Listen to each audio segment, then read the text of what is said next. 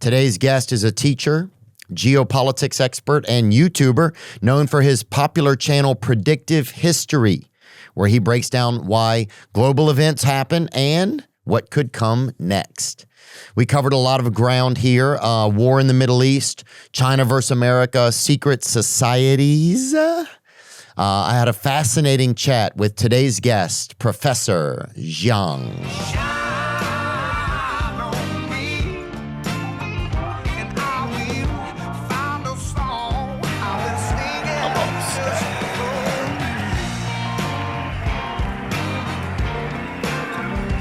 Professor Jiang? Hey, Theo. Is that correct? That's correct, yeah. Professor Jiang, thank you so much for coming by today. Well, thanks so much for inviting me. Yeah, I'm very happy to have you. Is this your first time in Los Angeles? It's my first time in Los Angeles, yeah. And how's the experience been so far? It's been surreal. So your producers have been wonderful. They put me in this fantastic hotel, and I went for a walk around the neighborhood, West Hollywood.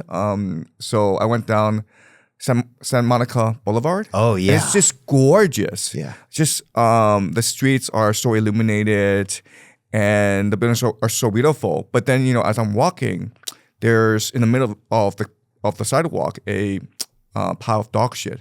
Yeah. So I walk past it, and it takes me a couple minutes to realize that didn't come from a dog, actually. Yeah. So, yeah, it's been surreal. Yeah, we got a lot of tall dogs in this area. Yeah. That's just a little decoration, brother. That's how it goes here. And if you're lucky, it'll have a needle in it in the middle. It's freedom, man. Yeah, it is freedom, man. Professor Jiang, thank you so much for just making the trip, for coming and joining us. I know you're from your channel, your YouTube channel, Predictive History. Can you tell us a little bit about your channel for people that don't know about it?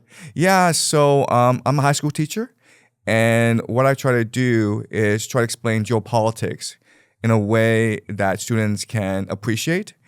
And what I try to do is, with my analysis, I try to make predictions. And that's a really good way to engage students, as well as to test my own worldview, my own hypothesis. And so 2 years ago, while I was teaching this class, I made 3 predictions. The first is that Trump would win in 2024, and that he would launch this war against Iran, and that he would lose this war. And I blew up online because it turns out that all 3 predictions turned out to be accurate. Well, the first 2 for sure, and that's how you came on my radar, was with those 2 predictions. That's how I learned about you at first. Right. And before we move on with it, do you teach at high school? That's right. I teach at high school level. What's something that's kind of unique about a school in China, maybe that we wouldn't know? Well, there are no guns. Okay. Yeah. Good. You win. You win that round. Sorry, I'm sorry. Look. So I've been in China and we're just brainwashed all the time about American schools, and American culture. Yeah. But at least you're brainwashed not to have guns in school. Yeah. That's some of the positive brainwashing, at least. Yeah. Yeah, you came on my radar whenever I saw the videos about your predicting your Trump win and predicting the war in Iran. I noticed that you used something called game theory. Yes. Can you explain game theory just so people know? Yeah. So the idea of game theory is that if you want to analyze someone's behavior, you have to look at 3 things. First of all, you have to look at the structure of the game. How do you win the game? What are the rules? What are the incentives? And once you figure that out, then you can figure out his or her optimal behavior in this game. So in terms of geopolitics, just imagine the United States, Iran, Israel, Saudi Arabia as distinct players in the game, which they're trying to maximize the outcome against each other. And they will use their own unique strategies in order to achieve so. And that's how I'm able to make some amazing predictions. Yeah, I know the game theory. I remember first hearing about it in that film, Beautiful Mind. Oh, yes. What was the guy's name, Nick? John Nash. John Nash. Yeah, he uses that like whenever he's examining things right. or trying to figure things out. He uses that in there. That's right. And he went crazy too. Yeah, anyway, crazy. Yeah. So best of luck. Right, thank you. Best of luck, Professor. Let's talk about the war in Iran. Let's start there because that's fresh. That's on everybody's mind right now. Yeah. Do you think it could be our new Vietnam, or how are you viewing the war in Iran right now? Yeah, the best case scenario is that it becomes America's Vietnam.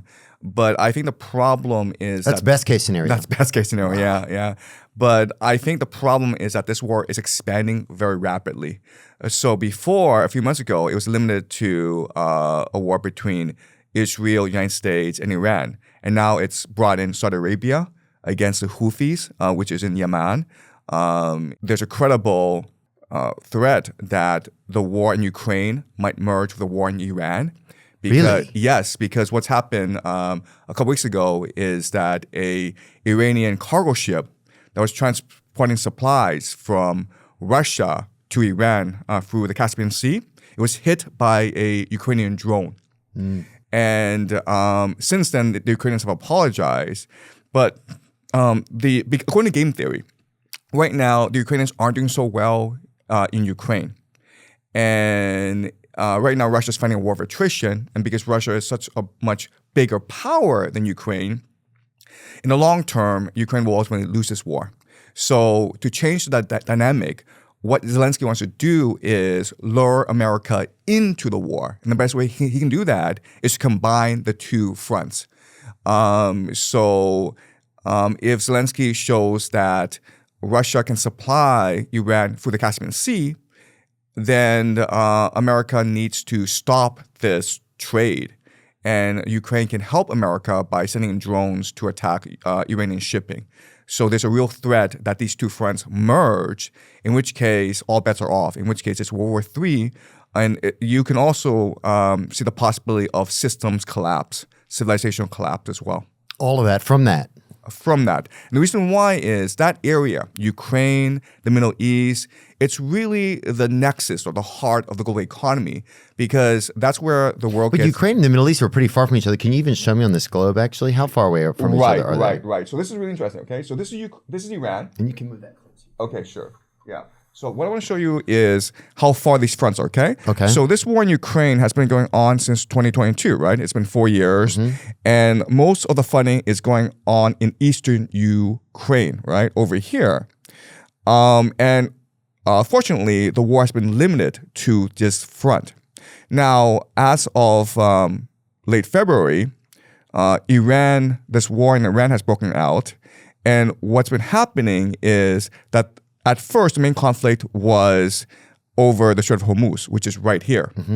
But the problem is the entire Middle East depends on the Strait of Hormuz for trade. So Saudi Arabia, Bahrain, Qatar, UAE, Kuwait, what they do is they take their oil and then they transport it all the way through the Strait of Malacca to East Asia and to India and Pakistan. So really the oil from the Middle East feeds the economies of Asia. You look at a place like Japan, it depends on 3/4 of its oil from over here. Wow. And China depends on 40%. India, it's like 50 to 60%. In return, these places will send food over back to the Middle East as well as water because this place is a desert. They don't have their own food and water. But now what people don't appreciate is that there are lots of byproducts of oil production. And one of these byproducts is fertilizer for food. And this fertilizer also transits through the Strait of Hormuz to Africa. And this fertilizer feeds their population. So imagine what happens if this entire area shuts down.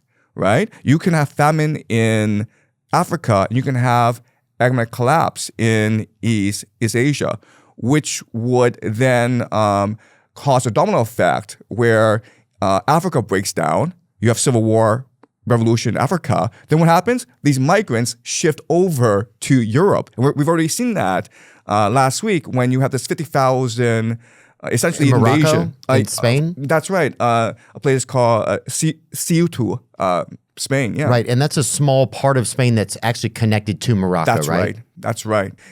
We can see how volatile the situation is. Wow. So it's really a domino effect. Right. Now, Ukraine is very important because Ukraine and Russia together supplies the world with 1/3 of its carbohydrates. So about Ukraine, say that again. Ukraine and Russia together supply the world with 1/3 of their carbohydrates. So is that what you're saying? So what I'm saying is, 1/3 of the world's carbohydrates comes from Ukraine and Russia together. Wow, is that true? Yeah, so Ukraine is considered a breadbasket of Europe. Wow. The claim is not accurate if it means that 1/3 of all carbohydrates eaten or produced globally come from Russia and Ukraine. A more accurate version is Russia and Ukraine have supplied roughly 12% of internationally traded food calories and a very large share of specific grain export markets, about 28 to 30% of globally traded wheat. So there is a huge amount of food calories that comes out of there. That's right. That is true. That's right. Yeah. Okay. So thanks so much for fact checking me. But you can appreciate how the world depends on food, fertilizer, and energy from this area. And so the great threat is that because Russia can supply Iran through the Caspian Sea, the war extends to the northern Caucasus, which brings in Armenia, Georgia, and Azerbaijan. And then if that would happen, you can see this entire area is now engulfed in war. Another really critical thing that's been happening these past few weeks is that more and more nations are being brought into this war. Into which war? Into the one in the Middle East? In the Middle East. And the reason why is that for Iran to pressure the United States, what Iran can do is threaten the energy infrastructure of American allies in the Middle East, including Saudi Arabia, Kuwait, UAE, Bahrain. What Iran can do is hold the energy infrastructure of the Middle East hostage. Imagine Saudi Arabia as just this huge oil field. Okay. Right? And it's great in a time of peace because you can take this huge oil field and sell it to Japan, China, South Korea, India. But the problem is that a huge oil field means it's a lake of gasoline. So all I have to do is take a match, light it on fire, and then everything blows up. Wow. And Iran can do that with its drone and ballistic missile capabilities. And so Iran is always threatening this. The other issue is that Iran has proxies, meaning allies in the Middle East. And there are three major allies. The first are a people called the Houthis, who are these religious fanatic people who live in mountains. And they occupy a very strategic area called the Bab el-Mandab Strait. Bab el-Mandab Strait? Yes. So here's the Strait of Hormuz, yes? Yes. This is the Bab el-Mandab Strait. And as you can see, these are the two most critical maritime choke points in the Middle East. Wow. And the problem is that the Houthis live in mountains. So it's almost impossible to dislodge them. And because so much of maritime shipping requires insurance, any threat of destruction means that the insurance companies don't want to insure these ships. And that puts a hold on global trade. So the real fear is that Saudi Arabia will launch a ground invasion to dislodge the Houthis and control this choke point, okay? So you can imagine a massive alliance being formed to go against the Houthis. Another major proxy is called Hezbollah, which is in Lebanon. And these past few weeks, Israel has been trying to attack Hezbollah. And there's a real threat that this area, Lebanon, breaks out into total war. And right now what Israel is trying to do is assemble an alliance to destroy Hezbollah. And this alliance includes Israel, but it also includes Syria, and also includes the Lebanese army. And Hezbollah is a proxy of Iran. So Iran, if it sees Hezbollah under threat, then Iran would extend the war in order to help out Hezbollah. But why would the Lebanese army support Israel? Hasn't there been issues between Israel and Lebanon recently? Right. So hasn't there been attacks in Lebanon from Israel? Right. So Israel is attacking Lebanon because it sees Hezbollah as a threat, because Hezbollah can launch rocket attacks against Israel, and Lebanon can threaten.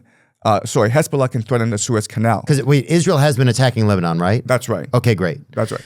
So Hezbollah is not part of the Lebanese government. Got it. And so imagine there are different sectarian groups in Lebanon, and they share power together. And one of these groups is Hezbollah. And Hezbollah is aligned with Iran, and they are committed to protecting themselves from Israel. And Israel sees them as a bunch of terrorists that need to be removed. And Hezbollah, the problem with Hezbollah is that it's extremely popular in Lebanon, among the Lebanese people, because unlike the Lebanese government, they're not corrupt, and they provide good services to the people. Understood. So yes, sometimes we hear about these groups. You hear about Hamas, you hear about Hezbollah, Yes. but the people there in some of these countries actually prefer some of these groups or actually do support some of these groups because they're kind of an outlier government that's more supportive to the people than the actual government? That's right. So they're popular because they are able to provide basic community services to the local population. And unfortunately, these governments in the Middle East, a lot of them have proved to be very corrupt, and a lot of their leaders seem to be sympathetic towards Israeli interests. And people suspect that they've been blackmailed by Mossad because Mossad's very good at that. Yeah. Yeah. What kind of blackmail could Mossad be doing, do you feel like, in these spaces? Like, you talk about blackmail, and you hear about blackmail a lot. Yes. You hear about Mossad. Yes. You hear about blackmail in America a lot. Yes. Like, with the Epstein files and different places holding things potentially over like American politicians' heads. So I think that rather than use the word blackmail, I think we can use the word influence. How are they able to have so much influence in the area? Well, I mean, the easiest way is to become friends with these people, right? So let's just say you're leader of Lebanon. Well, you have children. Don't you want your children to go to the best schools? Don't you want your children to get good jobs, maybe working for like Goldman Sachs, maybe working for a university as a professor? Well, we can help you because we have all these friends in the United States, and we can arrange visas for your kids to go study at elite universities. We can ensure that they get good jobs, right? Right. I mean, it's that simple. Right. It's that simple. Let's just be friends. Right. Right. And so if you're a leader of a place like Lebanon and the entire place is rife with sectarian violence, there's not much you can do. The entire place is rife with what? Sectarian violence. Sectarian violence. Sectarian violence? So let me spell it. Sectarian. Okay. Sectarian violence. Sectarian. And sectarian violence is physical conflict and harm between different religious or political groups within a community or nation. There's a lot of that in Lebanon? Yeah, because you have a lot of different religious groups in Lebanon. Okay, understood. You have the Christians, you have the Muslims, and then they're also broken up in like different groups. And there are also like these tribal loyalties throughout the Middle East. So if you're a leader of Lebanon or Iraq or any place in the Middle East, you're dealing with a very volatile political situation. And do you really want to deal with these people, or would you rather use your position to ensure that your children have a better future, right? To help out your relatives, to help out your friends. And that's why they go into these political positions. So and that's the main way that the Mossad is able to exert influence over the Middle East, because they can help these leaders send their money and their children to a safe place in Europe or the United States. And that is just being friendly. Yeah, that's human survival too. Exactly. It's like where you want to survive, you want to be well enough to take care of yourselves. That's right. So it's not always like a level of blackmail that's violence. Sometimes it's a level of assistance. That's right. I'm just helping you out. Yeah. Right? We're just helping each other out, right? Right. I help out your children, and you help me kill people who are doing nasty things like Hezbollah. Right? We both hate Hezbollah because they're terrorists. So we're just like rubbing each other's back. Yeah. You mentioned the Strait of Hormuz a few minutes ago. Yes. Why is that place so important? Yeah. So that place, because you hear it all the time. Can you Yes. explain it kind of in basic terms and why it's so important? right? Okay. The Strait of Hormuz is the linchpin of the Middle East economy, because like if we just look at this globe, okay, there are certain countries that are within the Persian Gulf, right? Kuwait, Qatar, the United Arab Emirates, basically Dubai. Now it's important because there's only one way for them to transport their oil. Okay, got it. Right. Okay. Do you see how there's only one passageway. It's like a one-way street, Got it. right? So they're going to take their oil and then transport it to East Asia. And then what they get in return is water and food, because it's a desert. They can't grow their own food. Got it. They don't have their own water. Okay. Okay? So that is crucial to their survival. If that were to be eliminated, like suddenly closed off, then UAE, Qatar, Kuwait, Bahrain, all these places would be dead in the water. Recently, Trump had spoken up. I think it was even just the other day where he said, that Iran will be hit very hard. You know, he's always like, we're going to hit it, we're going to hit him in the in the fucking head nuts or whatever. We're going to fucking hit him in the, the mittens they wear on their head. He's always doing something. But it's like, he said they're going to be hit very hard if the Strait of Hormuz doesn't open very soon. Yes. How is Iran like controlling that effectively right now for themselves, right? Yes. And how successful are they being with their management of the Strait of Hormuz right now? Yes. Okay. So to answer this question, I have to explain a concept to you called the escalation ladder. Okay. Okay. So what is the escalation ladder? It's a very simple idea, which is in a fight, emotions create momentum. Okay. Okay. So for example, let's just say you and I, we have a fight. I tell a joke, you think it sucks, I get pissed off at you, so I punch you, right? So what? Then you punch me back. Then I'm like, okay. And then I take out a knife and I stab you. Then you take out a knife and then you stab me. Then I take out a gun, I shoot you. You take out a gun, then you shoot me. Then I take out a bazooka and I hit you. Okay. Okay. But you can see how it's a ladder, and how emotions create momentum, but there's a logic to the escalation. Okay. So understanding the escalation ladder now, I'll explain to you how the war in Iran has been escalating. Okay. And how it should continue to escalate if the war continues. So this is an escalation ladder you're showing involving Iran and the Strait of Hormuz. Yeah, so this is the United States and this is Iran, okay? Okay. So we start the war with the United States using something called a decapitation strategy, meaning that what the United States believes that if I take out your leader, now you're leaderless, and therefore you must surrender to me.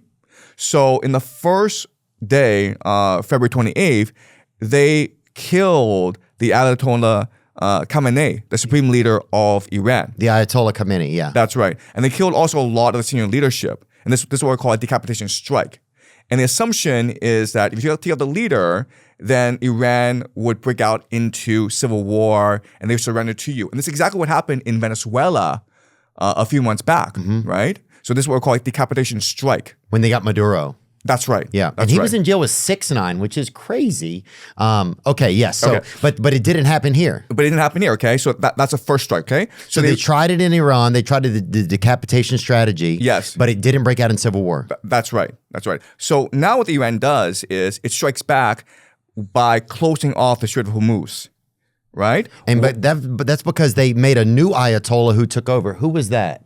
The sun. The son. Right. So Khamenei's son. That's right. They replaced the Ayatollah Khamenei with the Ayatollah Khamenei. Okay. Yeah. And then what Iran did, close up. The first thing they did was close up the Strait of Hormuz, but they started to attack America's allies in the Middle East, including Qatar, Dubai, Bahrain, Kuwait. Okay? America did? No, Iran did.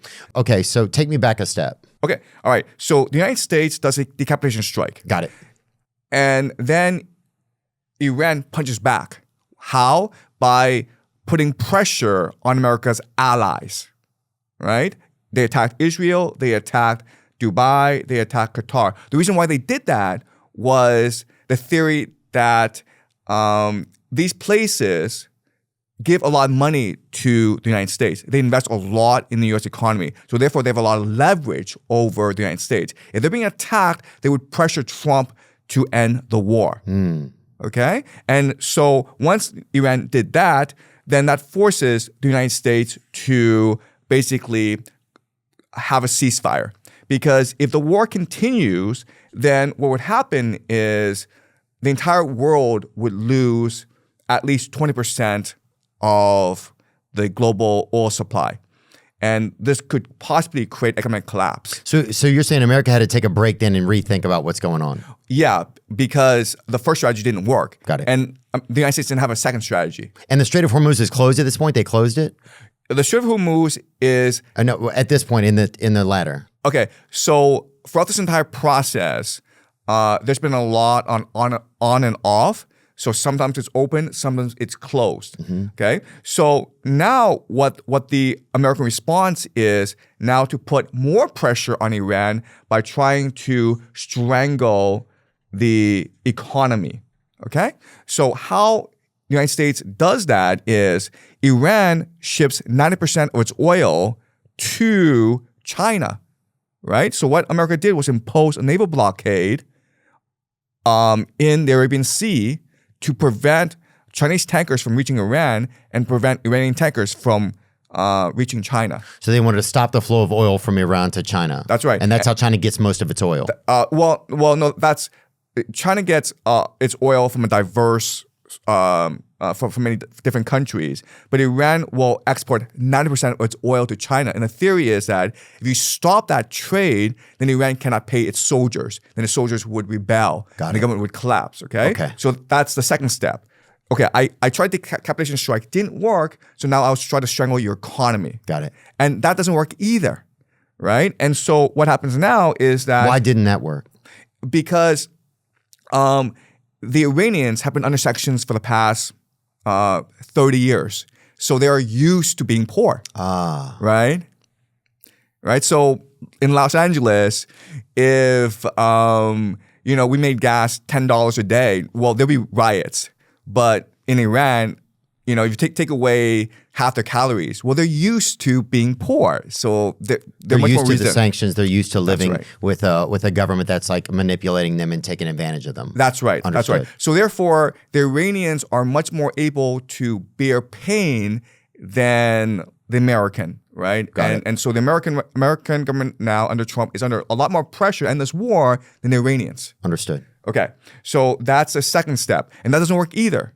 So now you move to a third step, which is you destroy the state's capacity to deliver basic services, which means water, food, and electricity.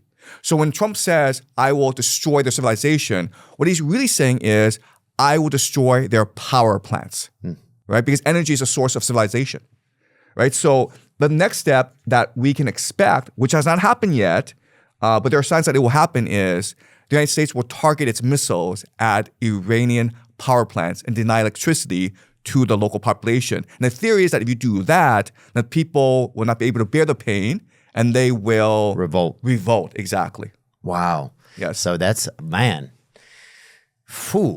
that's a lot going on. And you believe that that's where we could be headed there? We are very much heading in that direction, okay? So now what the Iranians do in response is they activate their proxies, okay?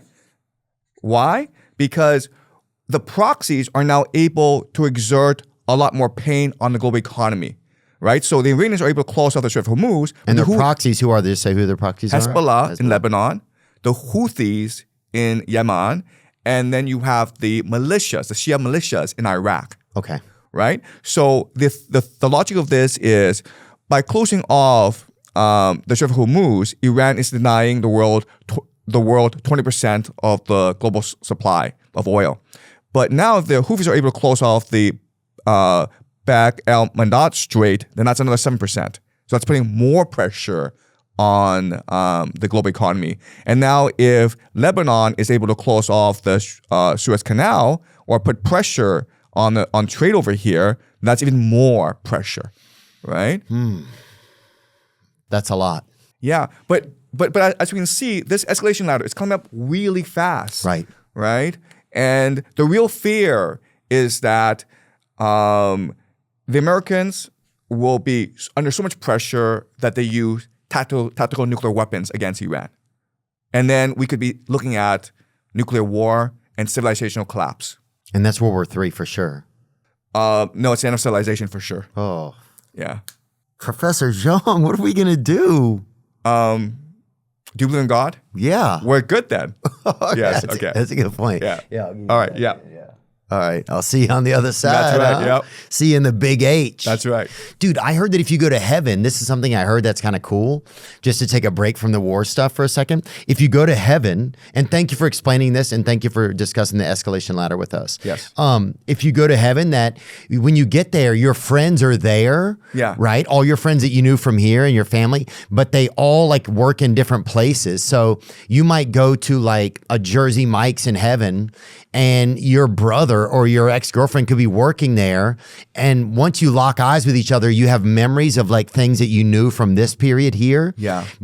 But it's brand new there. So it's like you get to go everywhere and find your old friends and stuff. So it'd be pretty cool. Like you could be somewhere and like Frederick Douglass or whatever could be a park ranger, or Xi Jinping or something he could be working at an ice cream stand, you know? Yeah. So it could be kind of cool anyway. Yeah, it sounds pretty cool. Yeah. So just letting you in on a little bit of BTS heaven lore. Great. It would be impractical for America to end up in a nuclear war though. Yeah, I don't think it will happen. Okay. Yeah. So you don't think that will happen? I don't think it will happen, no. What stops that escalation ladder from going forward? Yeah, okay.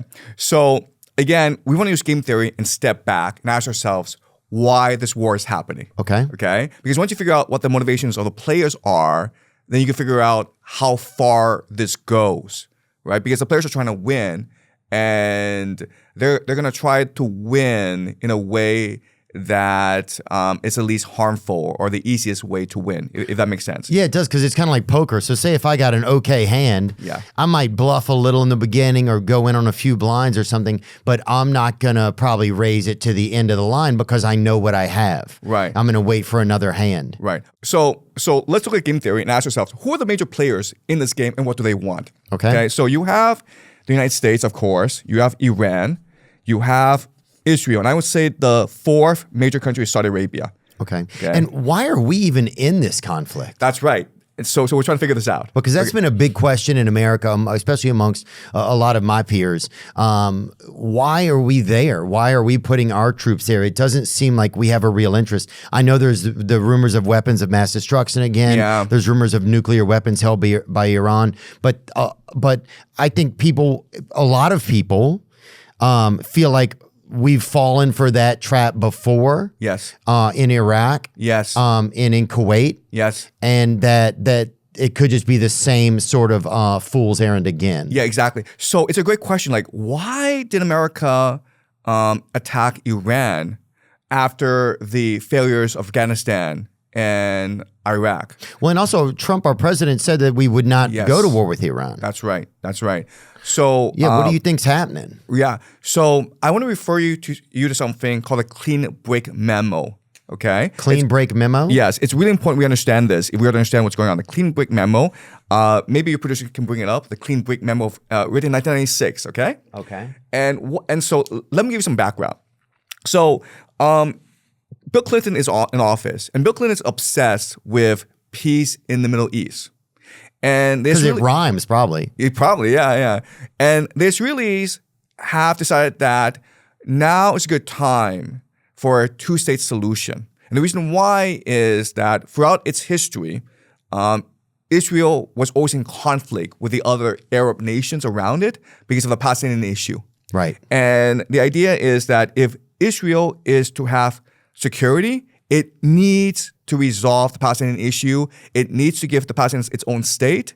And then once that happens, then the Arab nations can resume diplomatic relations with Israel. They can trade peacefully, and the Middle East will be prosperous and peaceful, right? But you first have to resolve the Palestinian issue. Because a lot of the Palestinians were Muslim, right? That's right. And a lot of the surrounding areas are also Muslim. Around Israel are also Muslim. That's right. Okay. So they're sympathetic towards the their kind. Muslims, right? So, for example, Saudi Arabia, the royal family said that as long as the Palestinian issue is not resolved, we will never ever have peace with Israel. Okay, so this is what we call the Oslo peace process. Yeah, the Oslo Accords, right? That's right. That's right. And the majority of the Israeli population was in favor of this. And the major leader who is spearheading this movement in Israel is Isaac Rabin. What's the name? Isaac Rabin. I'll spell it for you, okay? Isaac Rabin. Rabin. Yitzhak Rabin. Yes, okay? Yitzhak Rabin. And he was determined to have eternal peace with the Palestinians, to resolve this issue once and for all by giving them a state. Okay, so he and Clinton were aligned with figuring this out. That's right. And they also had Arafat to help them out as well. And the Arab nations, especially Saudi Arabia, were very supportive of this process. But there was one person who was opposed to the peace process. His name is Benjamin Netanyahu. And he assembled a team of people, mainly Americans, who developed a new policy for him called the Clean Break Memo. Okay. And what the Clean Break Memo says, it's a very short document, it's only about 1 page. What it says is screw peace, because our neighbors are Arabs and they only understand power. So if you want peace, you don't negotiate, you don't compromise. You hit them hard, you keep on hitting them hard until they respect you. Okay? Mm-hmm. So there are 3 major pillars to the strategy called the clean break. The first is go after the Palestinians hard. Don't give them land, don't compromise them, teach them to respect you. Okay? Show power. Make them afraid of you. Okay. That's number 1. Number 2 is you have to rejuvenate the Israeli economy by adopting neoliberalism. Forget socialism, let's go with capitalism. Because at this time, socialism was very popular in Israel. And the third thing is to establish balance of power in the Middle East. Balance of power in the Middle East. And the way you do that is you destroy regimes that could potentially threaten you. This includes Syria, and this includes Iraq. And so the strategy calls for working with Turkey and Jordan to destabilize Syria. And it calls for regime change in Iraq. Okay. It's called a clean break memo. Okay, a clean break, a new strategy for securing the realm, commonly known as a clean break report, is a policy document that was prepared in 1996 by a study group led by Richard Pearl for Benjamin Netanyahu, then Prime Minister of Israel. The report explained a new approach to solving Israel's security problems in the Middle East with an emphasis on Western values, which that means, I guess, more like capitalistic values. That's right. It has since been criticized for advocating a policy of removing Saddam Hussein from power in Iraq. That's right. And the containment of Syria by engaging in proxy warfare and highlighting its possession of weapons of mass destruction. Certain parts of the policies set forth in the paper were rejected by Netanyahu. However, the report was ultimately adopted and serves as a foundation for modern-day Israeli global affairs. Is that true? Well. Yeah. So something really important for us to appreciate is the study group. There were 2 major participants in the study group: Richard Pearl and also Douglas Faith. Okay. Okay, got it. Right. And this is important because these 2 are Americans, and a few years later, they will work for the Pentagon. And Douglas Faith and Richard Pearl work with Paul Wolfowitz. And these 3 will become the architects of the Iraq War. Paul Wolfowitz? Yes. Okay, so you're saying 2 of the people that came up with the clean break memo Yes. then went on to work for the Pentagon. Yes. And they're the architects of the Iraq War.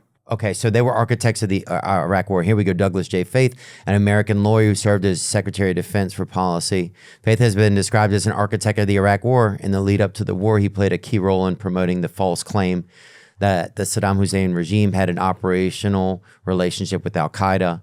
A Pentagon Inspector General report found that Faith's office had developed, produced, and then disseminated alternative intelligence assessments on the Iraq and al-Qaeda relationship, which included some conclusions that were inconsistent with the consensus of the intelligence community to senior decision makers. The other thing about Douglas Faith is he has been suspected for a long time of being an Israeli asset. Okay. But despite that, he was still able to climb the hierarchy, which is very weird, because the FBI and the CIA determined in the 1970s that he could possibly be an Israeli asset. Wow, so that's interesting that he would be, that they thought that, and then he was still able to climb the ranks. Very interesting. Yeah. Yeah. Yeah. But not only him, but Richard Pearl was also suspected of being an Israeli asset. Richard Norman Pearl is an American political advisor who served as the Assistant Secretary of Defense for Global Strategic Affairs under Ronald Reagan. Pearl was an architect of the Iraq War. Yeah. He claimed that Saddam Hussein regime possessed weapons of mass destruction. Okay. So we need to understand what the clean break memo really is, okay? And what it really is a blueprint for the Greater Israel Project. And the Greater Israel Project is a belief among certain Zionists that the entire Middle East belongs to Israel. And just to be clear, this isn't Jewish people. We're talking about the Israeli government and extremist views, right? That's right. It's not necessarily a Jewish person. Zionist is someone who believes in supremacy of Israel. Okay, so a Zionist is someone who believes in supremacy of Israel. Look it up, Nick, because I hear the term. We might have talked about it before. I know we've probably talked about it before some, but I don't know if we've ever looked it up. Zionism is an ethnocultural nationalist movement that emerged in late 19th century Europe to establish and support a Jewish homeland. What does ethnocultural nationalist mean, Nick? Can you click on that? Ethnic nationalism is a form of nationalism in which the nation and nationality are defined in terms of ethnicity. What does that mean? Ethnocultural nationalism. What it really means is there are certain people, Zionists, who believe that God promised this land to the Jews and only the Jews. And therefore only the Jews should be in this land. Okay. And therefore the Palestinians have no right to be there. Mm-hmm. Therefore, a two-state solution goes against the will of God. Got it. That's what it really means. Okay, wow. But what about people who just believe that that Jewish people deserve to have their own place as well? Is that Zionism? So there are different forms of Zionism. Okay. And what I'm referring to an extreme form of Zionism that has taken hold over Israel. Okay. Because remember, in the 1990s, the majority of people were supportive of a two-state solution. They wanted peace with the Arabs. In 1990s, is that true? Let's bring that up. Let me see. In the 1990s, the Israeli public was deeply divided rather than in full agreement regarding a two-state solution, while the signing of the Oslo Accords in 93 generated strong initial hope and fluctuating majority support for the peace process at various points. Substantial portions of the population, including right-wing political factions and the settler movement, opposed partitioning the land. So there was some support for it. Okay, so you have this extreme, so you have an extreme group. Yeah, the settlers, basically. Okay, so the group you're talking about is an extreme group that's supporting this clean break. That's right. Right? That wanted a greater Israel. That's right. That's an extreme group. That's right. And they were led by Netanyahu, who became prime minister in 96 to implement the Greater Israel Project. Okay. He's been in power for the past 20 years. And if you look at what's been happening in the Middle East, right?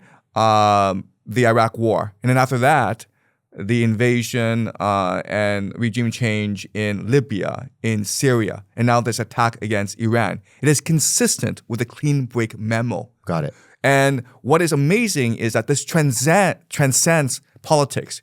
Both the Democrats and the Republicans are participating in the implementation of the clean break memo. You mean American Democrats and American Republicans That's right. So it was George W. Bush which launched the war against Iraq, but it was Obama who supported regime change in Syria and in Libya, which is also part of the clean break memo.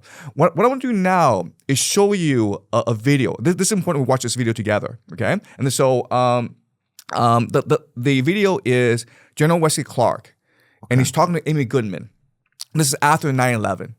And so 9/11 was a traumatic event for Americans, and the assumption was that the U.S. military would seek vengeance against the Taliban and Al-Qaeda by attacking Afghanistan. But what Wesley Clark says is, no. We're not just going after Afghanistan, we're going after 7 countries. And let's listen to what he says. So this is how do we know this isn't is this a theory or is this facts? That's what I'm wondering. Oh, it's all facts. The clean break memo is a fact. And Wesley Clark saying this to Amy Goodman, I mean, it's on YouTube. Okay, and this is U.S. Army General Wesley Clark, right? That's right. Okay. And he's retired now. He's talking to Amy Goodman about what happens after 9/11. Okay. About 10 days after 9/11, I went through the Pentagon and I saw Secretary Rumsfeld and Deputy Secretary Wolfowitz. I went downstairs just to say hello to some of the people on the Joint Staff who had used to work for me. And one of the generals called me in. He said, "Sir, you got to come in. You got to come in and talk to me a second." I said, "Well, you're too busy." He said, "No." He says, "We've made the decision. We're going to war with Iraq." This was on or about the 20th of September. I said, "We're going to war with Iraq. Why?" He said, "I don't know." He said, "I guess they don't know what else to do." So I said, "Well, did they find some information connecting Saddam to Al-Qaeda?" He said, No. He says, "There's nothing new that way. They just made the decision to go to war with Iraq." He said, "I guess it's like we don't know what to do about terrorists, but we've got a good military and we can take down governments." And he said, "I guess if the only tool you have is a hammer, every problem has to look like a nail." So I came back to see him a few weeks later, and by that time we were bombing in Afghanistan. I said, "Are we still going to war with Iraq?" And he said, "Oh, it's worse than that." He said, he reached over on his desk, he picked up a piece of paper, and he said, I just got this down from upstairs," meaning the Secretary of Defense's office today, and he said, "This is a memo that describes how we're going to take out 7 countries in 5 years, starting with Iraq and then Syria, Lebanon, Libya, Somalia, Sudan, and finishing off Iran." I said, "Is it classified?" He said, "Yes, sir." I said, "Well, don't show it to me." So you're saying that this is part of the clean break memo? That's right. That's Okay. right. Because how else can you explain what's going on? And again, this is General Wesley Clark has access to confidential Pentagon information. And he's saying that right after 9/11, they've already decided to go to war against the entire Middle East, finishing with Iran. And did we end up doing those things right there? Yes, we did. Well, not me, not us. Yeah. Right? Yeah, no, not us. Yeah, I wasn't involved, right? I'm chill, yeah. Yeah. I definitely, I mean, I have issues with my neighbors sometimes because of their dog or whatever, but Yeah. Wasn't me, man. yeah. So, but we've gone, but have we done those things that they said in that video? And that have we gone to war with those places? Yeah. What was the places he listed? So, Syria, right? That's done. Libya, Iraq. Was Somalia one of them? Yeah. Iraq, Syria, Libya, Lebanon, Somalia, Sudan, and Iran. So Iran's the last on the list. It's final boss. Final boss. That's right. Wow. Yeah. The final boss. Oh, that's the Mike Tyson right there. Yeah. But why do you feel like, so you feel like America's working at the behest of the Israeli government, of Netanyahu's choices? Well, Like, what do you think that relationship is there? well, it seems Because if this is true, then it would say that America's working at the behest of Netanyahu and some of these other people who this is what they want, right? Or is this what we want? Yeah. So again, there's a pattern here, right? So I'm not trying to make a judgment. All I'm trying to do is point out a pattern that's emerging. Where in '96, they write the clean break memo encouraging Netanyahu to choose a path of war and dominance in the Middle East and to clean break away from the Oslo peace process. And that's exactly what he's been doing for the past 20 years. Okay. Then these people, specifically Richard Pearl and Douglas Fife, they go work for the Pentagon and they help implement a lot of the clean break memo policies by starting a war against Iraq for no particular reason. And then for no particular reason, what happens, the Americans attack Libya, Syria, destabilize the regime, cause millions of refugees to flow into Europe. And now we have this war in Iran, and we don't even know why Trump attacked Iran. And you point this out, like he's been saying for a long time that he would not do so. Yeah. So what's going on here, right? Like if the United States was not doing this at the behest of Israel, then how can we explain what's going on? Right. Right? Now, what I'll do now is use game theory to explain why Israel would want this. Okay. Right? Because this will be hard for Americans to understand. All right. For Americans to understand. Okay. But like Wesley Clark says, we need to remove 7 nations in 5 years, and they're doing that. Right? Iran is the final boss, and the idea is there are Zionists who want to achieve the Greater Israel Project. And the idea of the Greater Israel Project is that Israel will dominate the Middle East. And only if Israel does that will Jews have security in the Middle East. Okay. Okay. Now, weren't they secure before? Like, I don't understand why they weren't secure. Right. So they weren't secure because the Palestinians were in revolt against them. The Palestinians felt that they were being oppressed, that their land was stolen from them. And so they were engaging in terrorist activities against the Israelis, including bus bombings, including airplane hijackings. But why wouldn't Israel just figure that out instead of go this other big route? It seems like, you know what I'm saying? It seems like if it's me figuring out something with a neighbor as opposed to battling the whole town, it would seem like more at my behest, like a wiser choice to just figure out something with my neighbor. Right, because you have a brother who's kind of crazy, and your brother believes that this house is not their house, it's our house, which was stolen by this other family. And so we have a right to go take it back from them. Okay. And there's nothing you can do about your crazy brother. And you're saying Netanyahu's the crazy brother? Basically, yes. Okay, got it. Right. And these are people we call the settlers, right? Okay. These are people who go against Israeli national law and go and forcefully evict Palestinians from their homes, even though this is against Israeli national law. Yeah, I know there's a lot of cases of that. You can see them on YouTube too, of people getting evicted from their homes for no reason, people taking people's land. A lot of heartbreaking stuff out there. Okay, so now you're showing me, what is this you're looking at here? So let's just take what we know and draw things to their logical conclusion. So this is game theory. This is game theory, okay? If you believe that this land was given to you by God, and it says so in the Bible, okay? And you believe that it is Israel's destiny to dominate the Middle East, your real enemy is not Iran, right? Who's your real enemy? The United States of America. Oh, the United States. Right? Because the United States provides security guarantees to many Arab nations. Saudi Arabia is protected by the United States. And Saudi Arabia is part of the Greater Israel Project. Egypt is protected by the United States. Egypt is also part of the Greater Israel Project, right? So what you need to do is remove both Iran and the United States from the equation. And the best way to do that is to have them go to war against each other, right?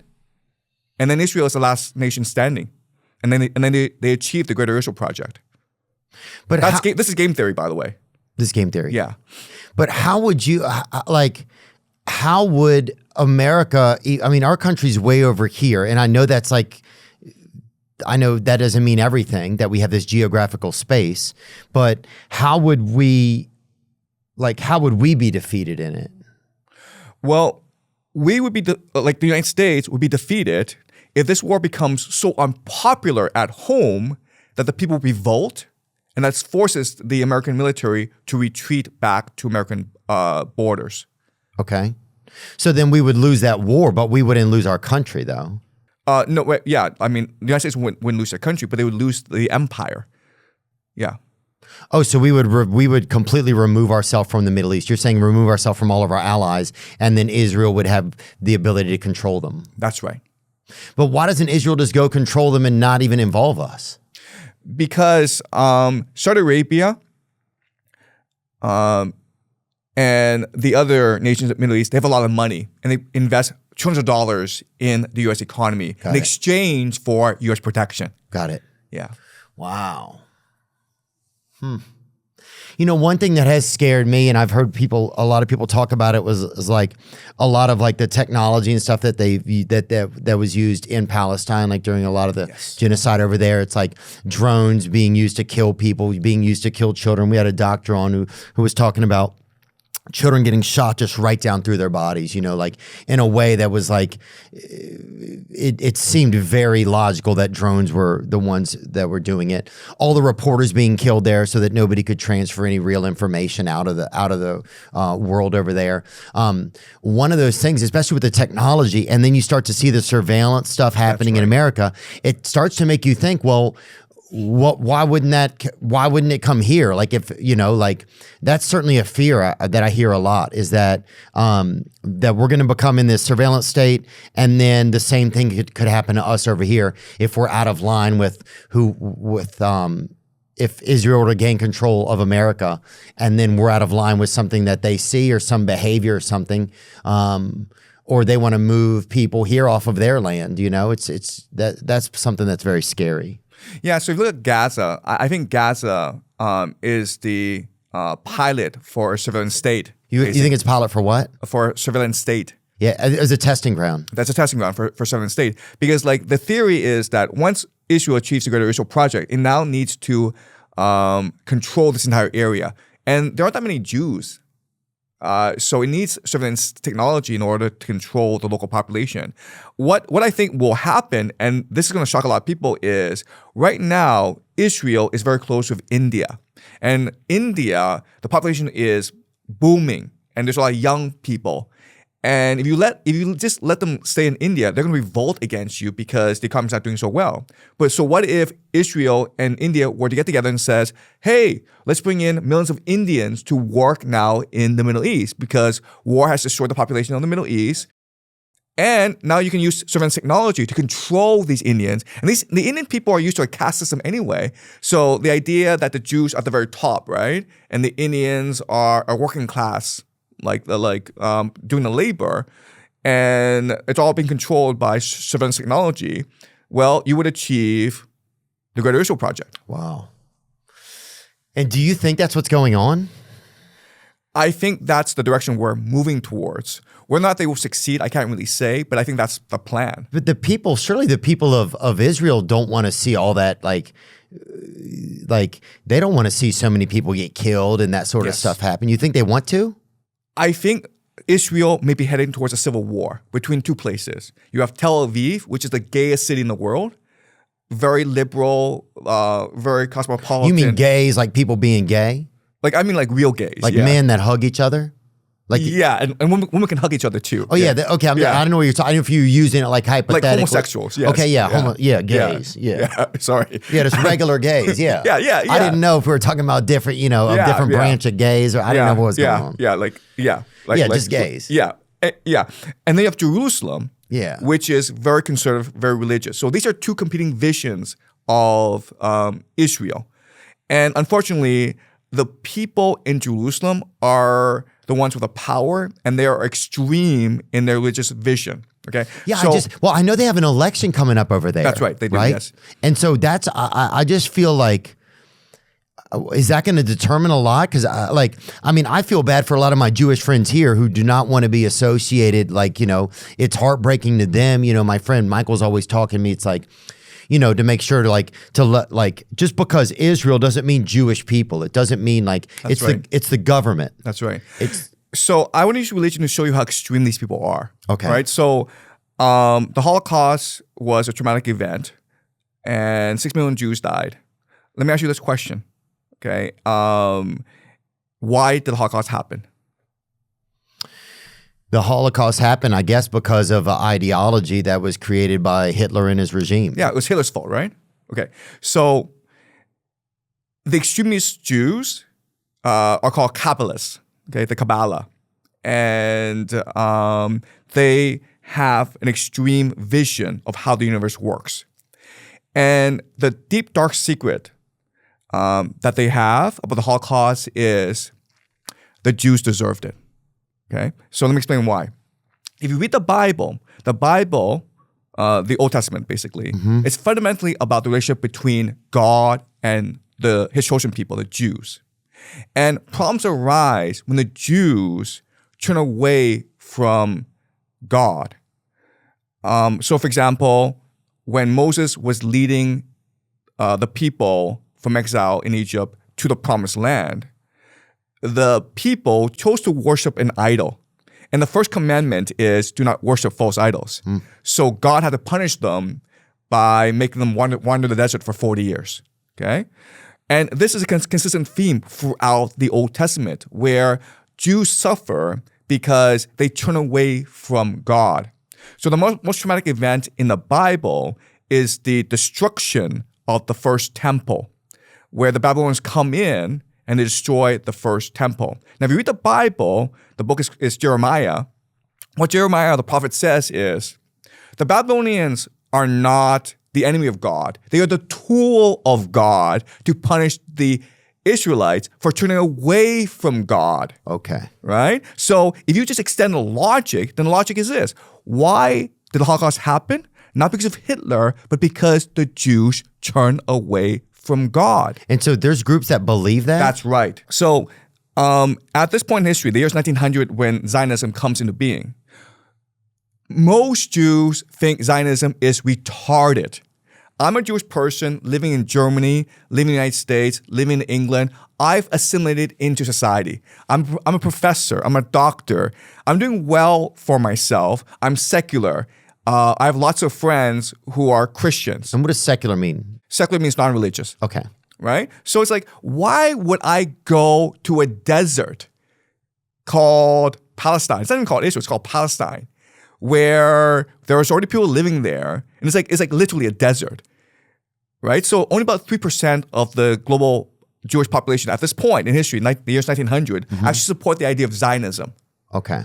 Right? So the Holocaust had to happen in order to force the Jews to hold a covenant with God. Because the Jews were created as God's chosen people. They are the light of nations. They are meant to show true faith in God and therefore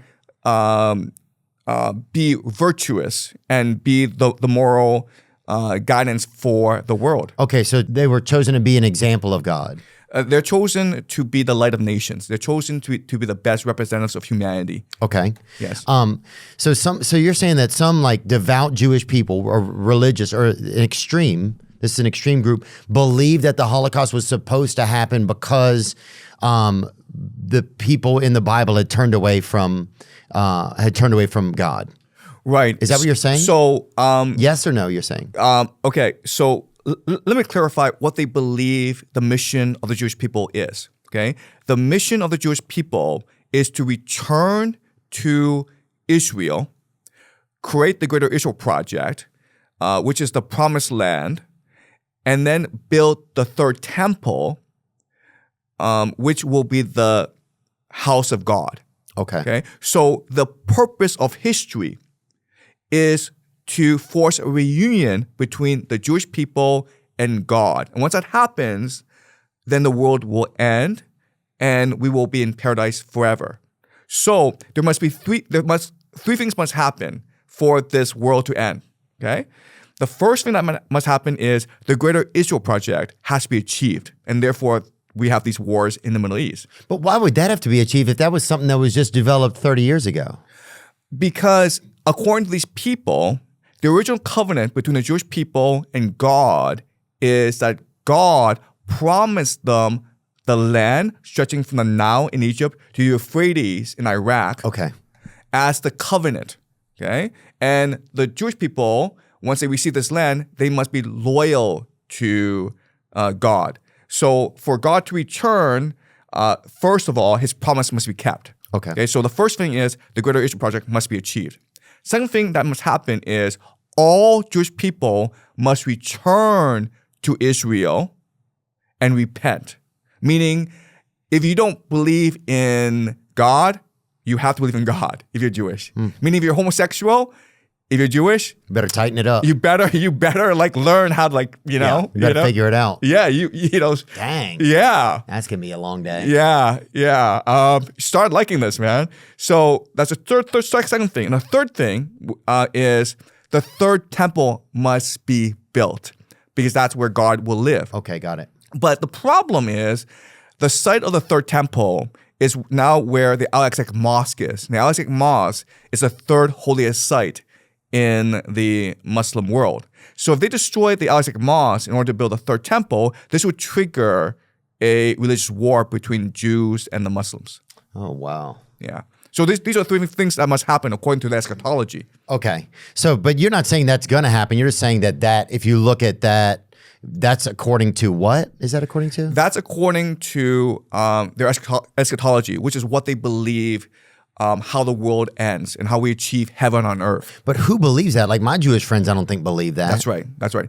Wait, what's right? They do believe it or they don't believe it? They don't believe this. Okay. This theory, okay, what I just told you, the vast majority of Jewish people who are religious think this is heresy. Okay. This is madness. It's insane.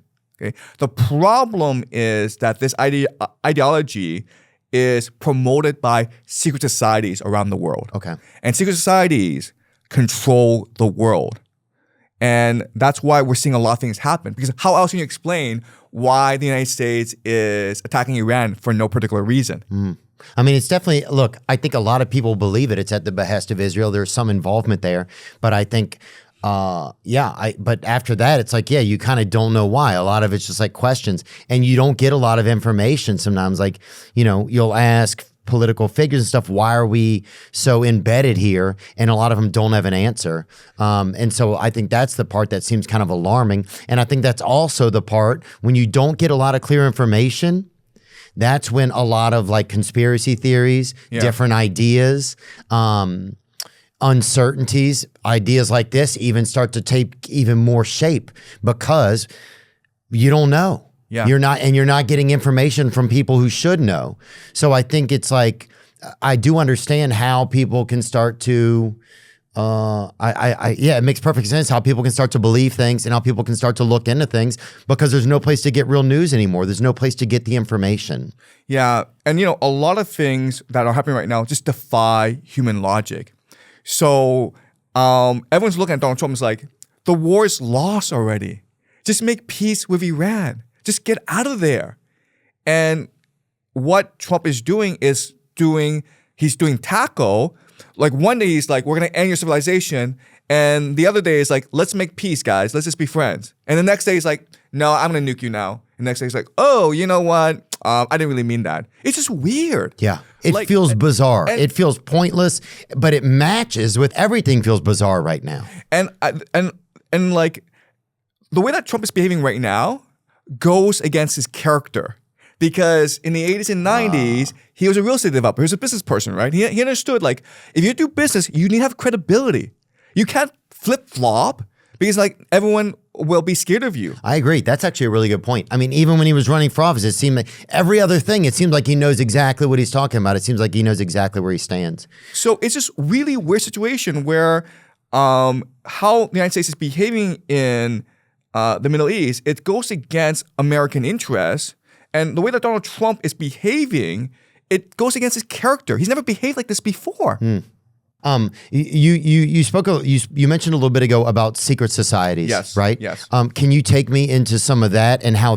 And you said that you believe that that's some of what is controlling some of this. Secret societies rule the world. Okay, so let me. You believe secret societies rule the world? Yes. Okay, so let me explain why that's the case. Okay. All right. So the power in the world is what we call transnational capital. Right? And transnational capital, all it means is money that is able to move freely around the world and invest where it wants and extract profit from these places. And so transnational capital would include pension funds. It would include sovereign wealth funds. It would include private capital such as like State Street, Vanguard, Wall Street, City of London. China has a huge sovereign wealth fund, That's doesn't right. it? That's right. So transnational capital is a huge entity. And, they say money makes the world go around, okay? Mm-hmm. So transnational controls the world. And so money controls the world, you're basically, saying. Got okay? it. So, but the problem is that transnational capital is a game. And it's a gain? It's a game. Right? Because you're trying to maximize your profit. You're trying to beat others in the stock market. And in any game, there's a certain way to win, right? And so like, how do you win every single game? Like, no matter what game you play, what's the secret to winning every game? Get to the end. The answer is you cheat, okay? If you play by the rules, if you work hard, and you play fair, you're a sucker, okay? To win the game, you have to cheat. And the best way to cheat is to secretly conspire with others to rig the game in your favor. Okay, and that's why we have secret societies, right? Because to win the game of capital, you need three things. First of all, you need access to secret information. You need to know more things than other people know. Second thing you need is infiltration. You need your people to go in the government in order to create policies that favor you. The third thing is you need coordination, conspiracy between these different groups in order to create an outcome that you want, right? So an example is the Rothschild family.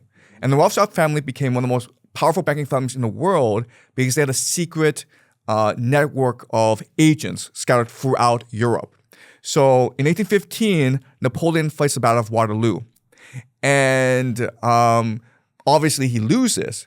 And the Rothschild has an agent who witnessed the battle. Then he sends this information back to England on a corvette, which is a fast ship. Then what happens is rumors spread that the English lost the war. And now there's tremendous fear. But that wasn't true. It was not true. They won. But the first rumor, The agent got there and spread a rumor. well, we don't know, okay? But there were rumors that they lost the war, which created a panic, and the Rothschild were able to make a lot of money doing that, okay? And this is very common. And so this shows you an example of how information is crucial if you want to win the game of transnational capital. Got it. Right? And So, so the Corvette got there, the fast ship got there and knew in advance the that Rothschilds knew in advance the Rothschilds knew in that advance. that the battle had been won. And 3 days later, official news came to the British public. Tell them that the battle had been won. But during these 3 days, there's mass panic because rumors are spreading that the battle has been lost. I see. So the Rothschilds was able to capitalize on that panic financially. That's right. And so that's when people started realizing, oh, we can do this. Right. And so think about the world that we live in today, right? Where if you have like 1 minute of confidential information, you're able to make millions, billions, right? So the question then is like, how do you access this information? Well, you do so through transnational networks. And throughout history, there have been 3 major transnational networks in Europe. The first is the Freemasons. The second are the Jesuits. And the third are the Jewish diaspora. And at some point, they figured out, why don't we just work together? And what they call themselves. The Illuminati. Damn. Yeah. I heard about it. Dude, Yeah. my black friends are always talking about them, man. Yeah. The Illuminati. Dang. They got us. The Illuminati is a name given to several groups, both real and fictitious. Historically, the name usually refers to the Bavarian Illuminati, an Enlightenment-era secret society founded on May 1st, 1776 in the electorate of Bavaria. The Illuminati, along with Freemasonry and other secret societies, were outlawed through edict by Charles Theodore. In the subsequent use, Illuminati has been used when referring to various organizations alleged to be a continuation of the original Illuminati. These organizations have often been accused of conspiring to control world affairs by masterminding events and planting agents in governments and corporations in order to gain political power, influence, and establish a new world order. Dun, dun, dun. I mean, at the end of the day, if transnational capital controls the world, you need secret societies to win the game. Got it. So there's so in addition to there being countries, there's these different countries. They're above countries. But they're above countries. Right. Wow. And Yeah. so they'll have members of different countries that are are part of them. So think of Jeffrey Epstein, right? So everyone's thought that Jeffrey Epstein was a Mossad agent. He was above Mossad. Dang. Yeah. Do you believe that Jeffrey Epstein's still alive? I don't think he's alive. Yeah, because Do you think he died in the jail cell? yes, because he's expendable. Yeah. What is the basic code, do you think, of the Illuminati? Do you think they have a code? That's a great question. Okay, so once you have these secret societies, we have to remember, like, secret societies are just a natural outcome of the game of transnational capital. So you have like many different secret societies in place, and so which secret societies have the greatest advantage? And the answer is those who practice eschatology have the greatest advantage. Eschatology? Right. Eschatology is the belief in that God will end the world at some point. Okay? And so why is it that eschatological secret societies are superior to other secret societies? And the reason why is they're able to channel the religious energy of millions of people. So why we're having this war in the Middle East, it's not just secret societies. It's also the fact that you have tens of millions of Christian Zionists, Christian evangelicals who support Israel, right? So if you're an investor, there are three ways to make the most money. The first is war. Second is revolution. And the third is religion. So these societies, through the eschatology, are always supporting war, revolution, and religion. Because if you're a millionaire, well, you invest your money in the stock market. But if you're a trillionaire, you invest your money in war, revolution, and religion. Wow. But do you think that sometimes it's kind of is it like if you think of it all like that, right? Doesn't it feel pretty dark? It is dark. But once you actually study the eschatology, once you study the religion, it actually gives you hope. Because what motivates these people is not greed. It's not power. It's faith. They're accelerationists. They believe that God has a divine plan. And all I'm doing is helping God accelerate this plan. Wow. Oh my gosh, dude. What the heck? So that's part of some people's faith. They believe they have a strong enough faith that they believe that what they're doing is helping to accelerate it. That's right. Oh my gosh. I don't even know what to think anymore. And that's why things are happening so fast. I mean, dude, it does. Yeah. It feels like things are happening so fast. Yeah. It's just like, it's happening so fast. Yeah. So how does this end? I mean, that's kind of dark, but maybe we just leave it to be continued, you think? Yeah. But we can pray that doesn't happen because we don't know that's going to happen, right? They put their faith in God. We should put our faith in God. Amen. Yeah, that's where my faith is. Yep. In Jesus' name, man. Amen, brother.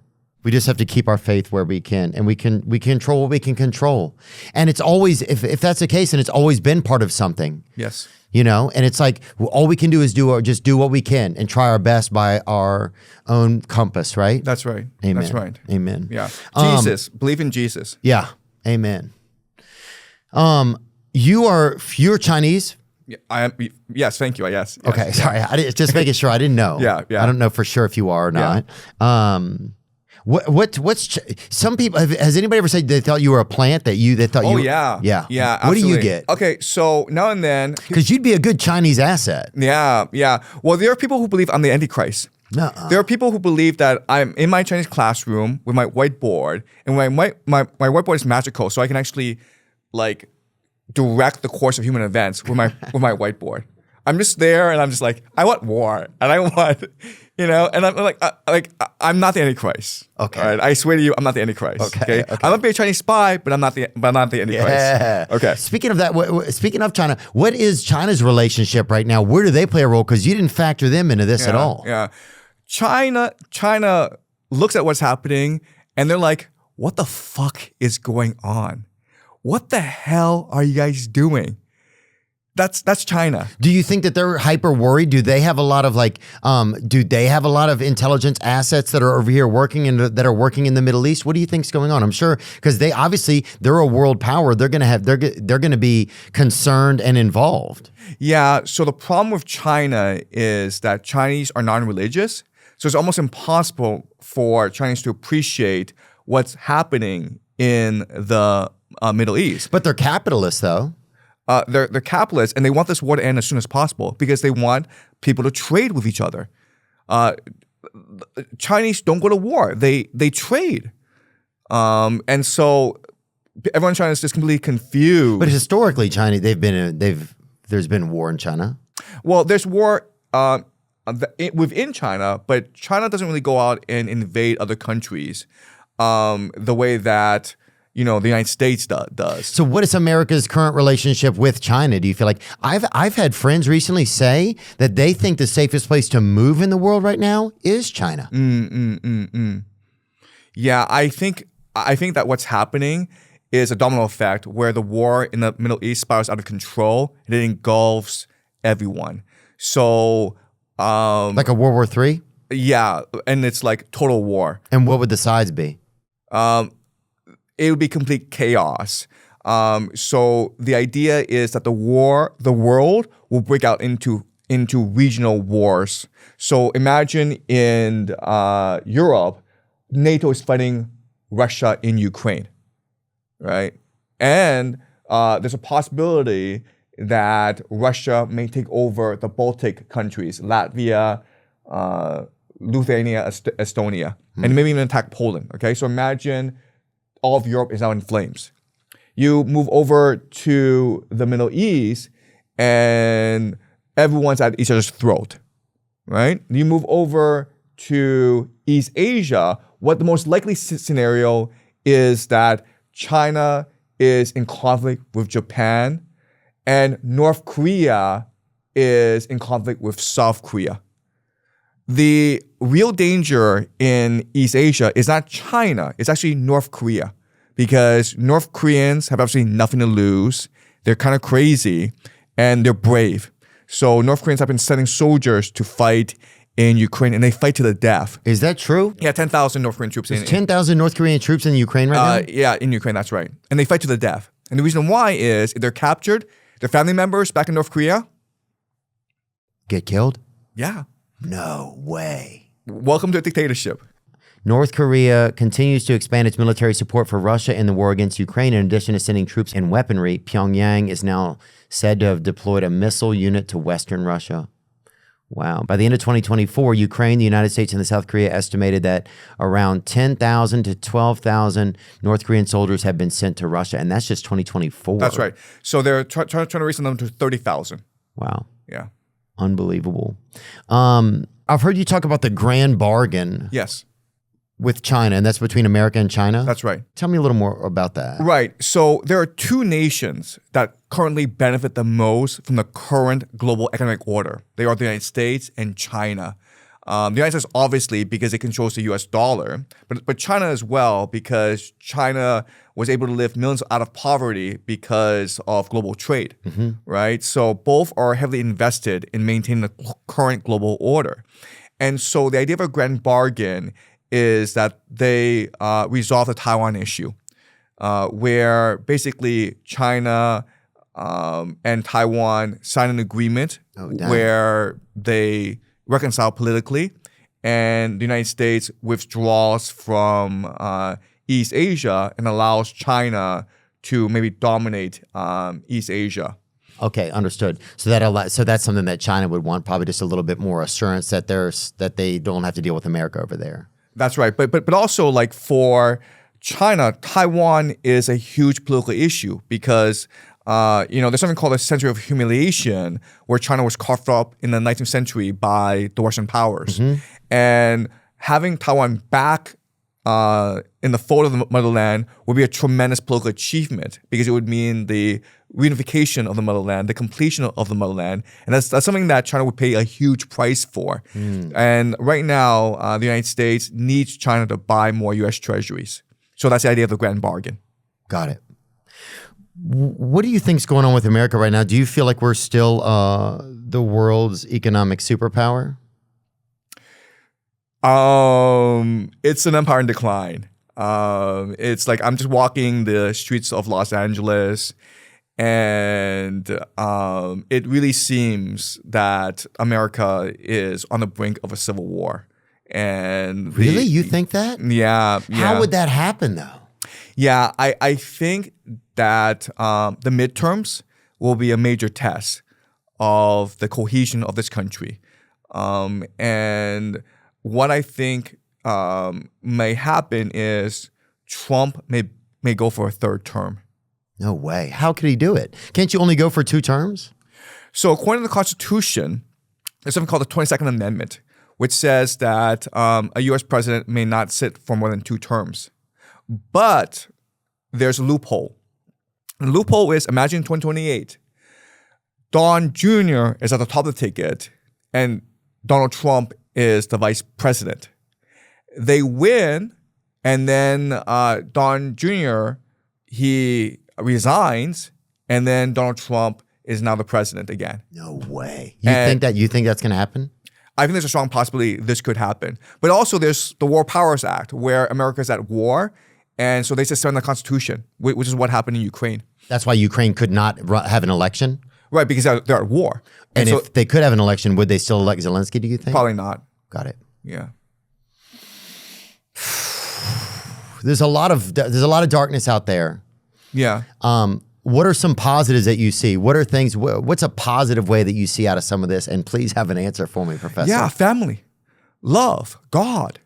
I mean, that's why we're here. We're here to experience things that we couldn't experience anywhere else because we're eternal souls. Like once you appreciate that, this is only the thing that we're experiencing here is only a journey in a eternity of experiences. And that we're here to experience things that are unique to this world. And one thing that's unique to this world is family, like having children. And love. And love, exactly. Hugging somebody. Exactly. Yeah, doing your best. Yeah. Being supportive, sharing. So if you just focus on what's happening geopolitically, you'll go insane. You'll literally go insane. Are you insane yet? I have a family, right? So and I have a wife who loves me. So I want to tell you the story of how my wife and I met, and then you can appreciate how much we love each other. Okay. So we met each other about 10 years ago, and I'm about 40, and this is like the darkest moment in my life. What was going on? Well, I was unemployed. I had no place to stay, and I was depressed, and I felt that life was hopeless. And I literally believed that my wife was an angel sent by God to redeem me, to save me, to show me that love is possible, so that one day I could be sitting across from you telling the world that love is possible. And if we just move towards love, then we will redeem the world. But so I meet my wife randomly, and we go on a first date.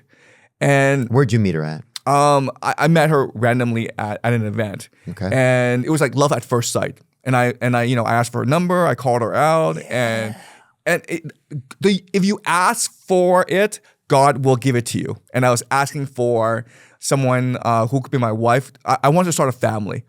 And so we go on this date, and I took her someplace really nice in Beijing. We go to a Japanese restaurant, I order sake, and it's a lovely date. Now, the custom in China is that on the first date, if you really like someone, the woman will get serious suddenly, okay? I mean, you could be laughing throughout, but suddenly the woman will get really serious, look at you dead in the eye, and ask you, how much money do you make? Like, what's the size of your bank account? Really? That's a real thing that happens there? You know, because in the United States, you they'll ask you what your dick size is, right? Yeah, something. We're a more advanced civilization, so we ask like how much money you have. Got it. Okay. Sure. So and like I'm really afraid we reach this point, right? So this date is going fantastic. We're 2 hours and we're just laughing, we're connecting, we're simpatico, and then my date, my future wife, gets serious, looks at me dead in the eye, and I'm freaking out. I'm trembling. I'm nervous because you don't have a job. I don't have a fucking job, man. Yeah. And so she looks at me in the eye, and she asks me, "So, are you gay?" Oh.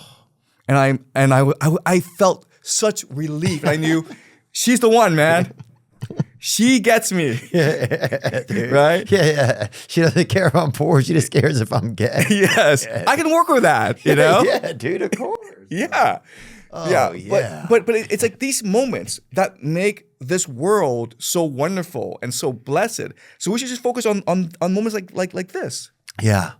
Yeah, moments where people are asking if you're gay or not. Yeah, well, it's better than asking for your dick size or your bank account. Yeah. Oh yeah, for sure. I think it is better than asking how much money you make. Yeah, I'm so happy that you got somebody. Yeah, because you were 40 and you didn't think you were gonna have someone. That's right. I thought that I was my life. I was adrift. I thought that life was pointless. What were you doing? Were you living at home? No, I was literally living from place to place with my suitcase. I had no place to live. I was unemployed. Don't they give you a job in China? Tell me a little bit more. What is it like in China? Yeah. So I went to China to work as an education reformer. So I believe the best way to build a good future But you grew up there. No. So my background is I was born in China, but when I was 6, I moved over to Canada, and that's where I grew up. Then I went to Yale University. Dang, cool. Yeah. And then I went back to China to help reform the school system. I love Canada, man. Did you live in Winnipeg? No, I lived in Toronto. Oh, dang. Yeah. Yeah, I'm hoping my friend Diego Pavia goes up there and plays for Canada. Yeah. Canada's really cool, but we're a bit slow. We have 5 years of high school rather than 4. Yeah. So our IQ is a bit lower than the Americans. But you guys have great posture up there. Canada has some of the best posture in the whole world, I've noticed. That's something that I've noticed. Okay, so you end up back over there in China. But yeah, is it like, do you hear a lot of stories that like people can only have one child? Like what are some of the policies that are true over there that we hear about? Well, the one-child policy was true for a long time, but then Chinese were aging and there were not enough children to support the elderly. So they, and then the birth rate was declining. And so they promoted policies to encourage more fertility. And now you can have as many children as you want. Nice. But I mean, the reality is like most young people do not want to have children. It's a situation, it's a similar situation throughout the world. Like in the United States, young Americans don't want to have children. Europeans are the same way. Right now, the fertility rate in East Asia, in South Korea, I think it's 0.6.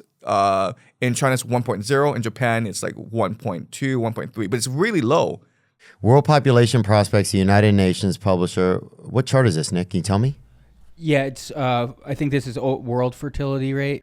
In 1963, it was 5.3 births per woman, and now it's 2.2 births per woman. Huh. That's wild.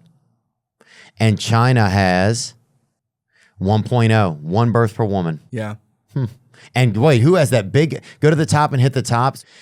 Chad, Congo, they have 6 births per woman. Niger, Mozambique, 5 births per women. Huh. So my wife has 7 college roommates. There's 8 in her dorm. And we have 3 kids. Oh, you guys have 3 kids. We have 3 kids. And yes. I met your one son, Christopher. He's here today. That's right. Yes. And so she, they're in their 30s, which is a prime age to have children. And collectively, they have 3 kids. Yeah. So it's not happening. No, it's not happening. Yeah. We've looked at some stuff today that seems kind of dour, but it's also interesting. Do you think that peace is an option, and how would we get there? Do you feel like what has to adjust? I think that for the longest time, we've trusted our leaders to. I agree with you. And we thought they had our best interests. That's right. And in fact, they're controlled by secret societies, and they're crazy people who want to achieve their eschatology. And it's time for us to wake up. And if we collectively wake up, then we will achieve peace in this world. But waking up is a hard process. Yes. As you know, right? It's a very hard process. It means going against social conventions. It means defying all that you've been taught. It means losing a lot of friends and family in the process. Have you suffered from even speaking out about certain things? And have you had any issues come your way? Have you ever feared for your safety? Have you had people that have spoken up against you, or what's that been like for you? Yeah. So one thing that I think a lot about is what are the consequences for telling the truth, for speaking up, for drawing attention to secret societies. And here's my logic. I think that these people get to where they are because they really do believe in God. But the God they believe in may not be the God that we believe in, right? But they really do believe in God. And they really believe that what they're doing is doing God's will, and they're accelerating events that were predestined by God since the beginning of time. And so I present a paradox to them because I seem to know their plans, right? And so if I don't get their plans correct, then I'm an idiot and they can just ignore me. But if I'm able to articulate their plans, then how am I able to know all this? Because I'm not part of the secret societies.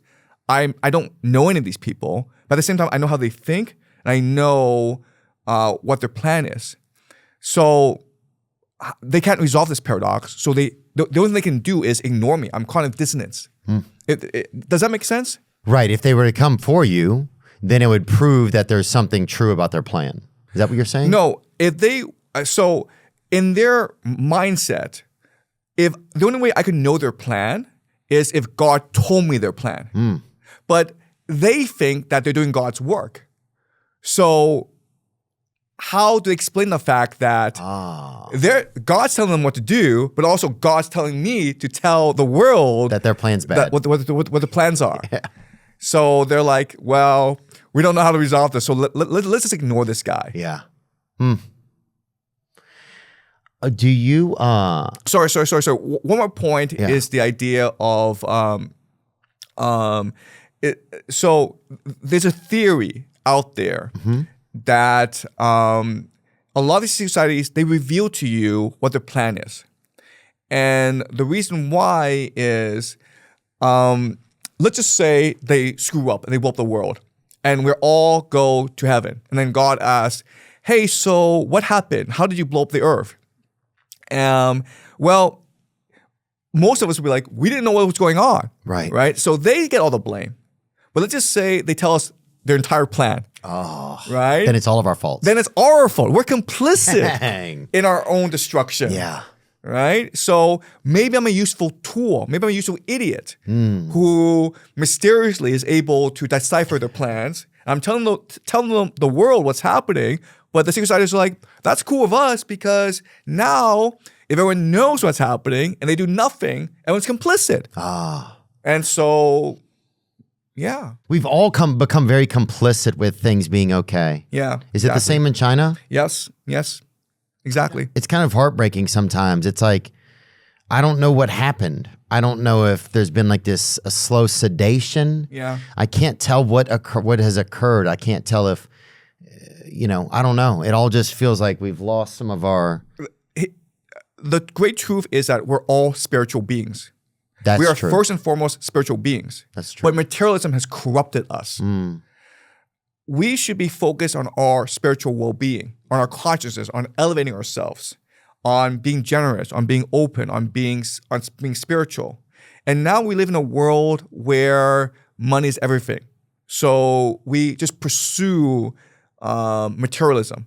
Right. You're so focused your whole life and it's all built towards this. You got to go to school to get a grade, get a college, to get a job, to get a thing, and then get it from and to get a house. Everything is like the next carrot. It's always something. We are in the matrix. Yeah. And we have to wake up. Wow. Dang. We are in the matrix. Hello. We're in here. We want out. Whoever's seeing us, we want out. Help. We're in an interesting spot, it feels like, with was that CERN accelerated? Did that have anything to do with how time has been adjusted, do you think? Or no? Do you see anything about that? I don't know much. I don't know much about it either. Yeah. One thing I wanted to ask you before you leave, financially, you've talked about the transnational capital. Yeah. What would you do with money or assets right now? Like, what do you feel like the future of that could look like? Have you thought about that much? Yeah. So I think that the world is heading towards financial collapse. And it's pretty clear with the AI bubble, right? Where, they're building these data centers and it's really uncertain how they will make money out of these data centers. And it really seems the AI bubble is going to burst. And it really seems that the United States is heading towards financial collapse. And so I think that, trying to figure out where to put your money, it's a dead end. You have to think about, how do I live my consciousness so that I'm ready to help myself as well as others in a time of crisis. Okay. Right. So what could I create right now? What could I start to have around me? Or what knowledge could I start to have? Yes. Because if the grid goes down, suddenly you're just back to your own knowledge. That's right. And dude, a lot of us, if we had to go back to our own knowledge, bro, shit would be bunk. Yeah, we're dead. Yeah. So, but it will be exciting. Yeah. But I do think you're right. It's like, what skills would you have? What can you apply? How could you help someone? What could you offer? Yeah. And in a weird way, man, I feel like it's almost what we could use the most. Is that scary to say that? Look, I think that what you do, telling jokes, is exactly what we will need in a time of crisis. We need in a time of darkness to see the light. And laughing is the best way to see the light. Yeah. Yeah, man. Telling stories, being a part of joy, sitting around with people laughing. That's my favorite thing. That's right.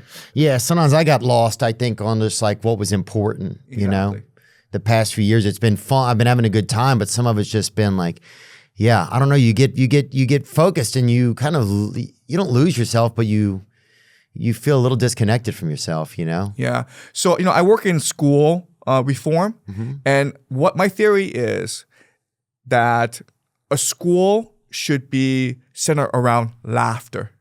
Because if kids come into class laughing, they learn the best. They're engaged, they're excited. So there was a science experiment many years ago called... A scientific experiment? Yeah, called Laugh Club, okay? And so this Indian doctor, all he did was bring in people together at a park and just laugh together. And laughing is infectious, right? So if someone's laughing, other people are laughing. Yeah. And he just asked people to pretend to laugh, like ha ha ha ha ha. But what's magical is like once you start to pretend to laugh and other people are pretending to laugh as well, people start to laugh naturally. Yeah. And what he discovered is people who participate in Laugh Club every morning, the kids would go to school and pay more attention in class. Wow. The adults would go to work and have less stress. And the elderly would be much more resilient against disease. They recover from disease faster. Really? Yes, it's called Laugh Club. The Laughing Club of India usually refers to Meera Nar's short documentary about Mumbai's early laughter club movement, not a single exclusive organization. The film follows groups who meet often in parks to do stretching, clapping, breathing exercises, and deliberate group laughter as a social and stress relief practice. The movement was begun in Mumbai in 1995 by physician Dr. Madan Kataria. Its earliest meetings used jokes, but participants quickly shifted to laughter exercises when the jokes ran out. This is a movement you should start in the United States. Amen, bro. Yeah. We need some things. We need to feel inspired. And I don't even mean you, whoever's listening. I mean me. I mean, yeah, there's just, I don't know. I'm glad we're talking about it today. I do feel like there is an awakening in some ways. And I do feel like, yeah, we have been stuck in this matrix. I've heard you talk before you leave, and thank you so much for your time today. No, it was great, fantastic. Really cool, man. Thank you. I came with purpose, which is to tell the joke about my wife and like the gay joke, and I've done that, so I'm good. Yeah. Okay, good. Yeah. I've heard a lot of what we consume nowadays is very, there's huge filters on it. It's like the information that we get, what's allowed to come through. I think we saw that after like a lot of information came out about Gaza. It's like now I don't see many videos about it anymore. Yeah. I think a lot of it just, there's a lot of strongholds on who is letting information through to us. That's right. I've heard you talk about a propaganda test before. What's a propaganda test that you use to know if something is propaganda or not? Yeah. So I think what's really important is for people to make predictions. Because whenever we say something, we're making certain assumptions about the world. And so the way for us to know if the way we understand the world is correct or not is by extending the logic and making predictions about how the world should turn out. And if it doesn't turn out the way that we predicted, then we should just reflect on how we think and make changes to ourselves. And I think the greatest problem in the world that we have today is gatekeeping. There's too much gatekeeping in media. There's too much gatekeeping in academics. So for example, I'm not really a professor. Right? You're not? I'm not a professor. I'm a high school teacher. Okay. I don't have a PhD.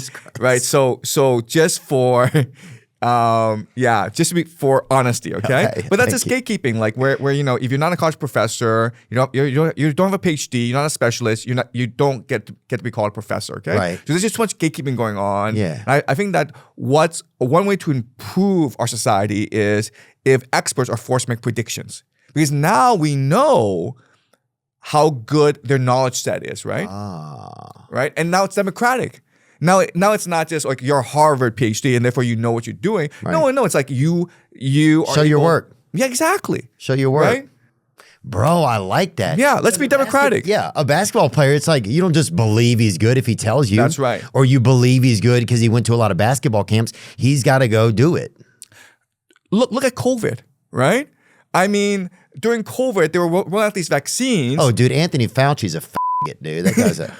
Look, and he was like, "How dare you question the science? We know better than you. We have your best interest at heart. Just obey us. Trust the science, bro." Yeah. And that was it. And it's like, okay, fine, show me the science because Yeah. Yeah. show me. I know. It's the Matrix, man. Yeah. I'm glad we got to meet at least here in the Matrix. Yeah. Well, everything happens for a purpose. Yeah. And like, I really respect what you do. You bring truth to the world through laughter. And that's really the most powerful way of communicating. Well, thank you, Professor Jiang. I appreciate it. Yeah, I just appreciate that. Like, it's just interesting. I think one thing that is great about social media and stuff and technology is just the different people that you can bear witness to, and different people that can get their voice out there. And I think it's great that you've developed a voice for yourself. What do your students think about it? What do they think about it in China? So are you more popular here than in China? I'm way more popular here than in China. People think I'm absolutely insane in China. Why is it? Because you're brave? You put yourself out there? Is that a thing that doesn't happen very much in China, where people kind of put like? Yeah. So I think that a lot of things I say are dark. Oh yeah. And so they would rather be ignorant. Oh, I see. Ignorance is bliss. Yeah. It is, man. I used to be so ignorant, dude, and I was fucking doing great. Yeah. Absolutely. I was doing great, Yeah. dude. Yeah. But once you achieve full knowledge, you'll do even better. Oh, I'll never get there. But yeah, a little bit at a time, man. It's always about the journey. Yeah. It's always about the journey. Yeah. Yeah. And yeah, connecting with the people that you love, that's what God put us here for. That's why right. we're here. That's right. Family. We're here to have experiences that mean something. Yes. Yeah. Professor Jiang, thank you so much for your time today. Travel safe. How do you say goodbye in Chinese? 再见. 再见. Yes. Okay. 再见. 再见. Okay. Now I'm just floating on the breeze, and I feel I'm falling like these leaves. I must be cornerstone. Oh, but when I reach that ground, I'll share this peace of mind I found. I can feel it in my bones.